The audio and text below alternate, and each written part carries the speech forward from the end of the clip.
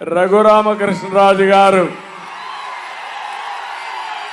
5 ఏళ్లు పోరాడాడు, అవునా కాదా?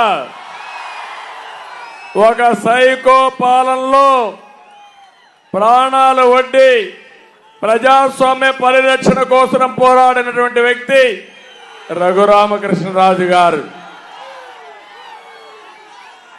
మీ అందరి ఆమోదంతో ఈ పాలకొల్లులో వారిని మనస్ఫూర్తిగా సాదరంగా తెలుగుదేశం పార్టీలోకి ఆహ్వానిస్తున్నాను.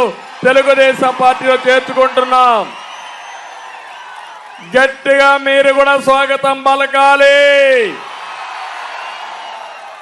ఇంకా గట్టిగా.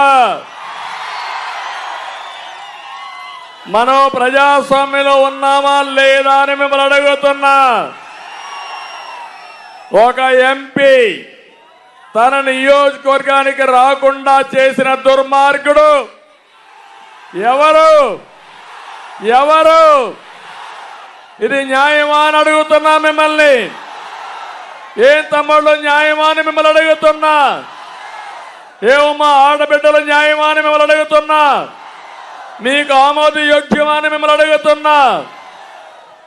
ఏంటి అరాచకం, ఏంటి సైకో పాలన? పాపం ఆయన్నైతే పోలీసులు కస్టడీలోకి తీసుకొని పోలీసుల కస్టడీలో ఇష్టానుసారంగా చిత్రహింసలు పెట్టి కడాన రాత్రంతా మేలుకున్నాను. నేనైతే ప్రెసిడెంట్ ఆఫ్ ఇండియాకి, గవర్నర్కి కోర్టులో అన్ని విధాల ప్రయత్నం చేసి కోర్టు ఇంటర్ఫేర్ అయిన తర్వాత ఆయన బయటపడ్డాడు తప్ప, లేకపోతే ఈరోజు రఘురామకృష్ణరాజు గారిని మీరు చూసేవాళ్ళు కాదని మీ అందరికీ విజ్ఞప్తి చేస్తున్నా. అందుకని ఈరోజు మీ అందరికీ ఒకటే విజ్ఞప్తి చేస్తున్నా.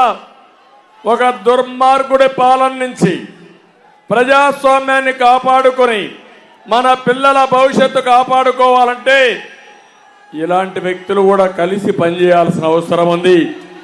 అందుకే మీ అందరి తరపున మరొకసారి తెలుగుదేశం పార్టీలోకి సాదరంగా ఆహ్వానిస్తూ సభ ప్రారంభించే ముందే వారిని పార్టీలో చేర్చుకుంటున్నామని చెప్పి తెలియజేసుకుంటూ వారికి అందరూ కూడా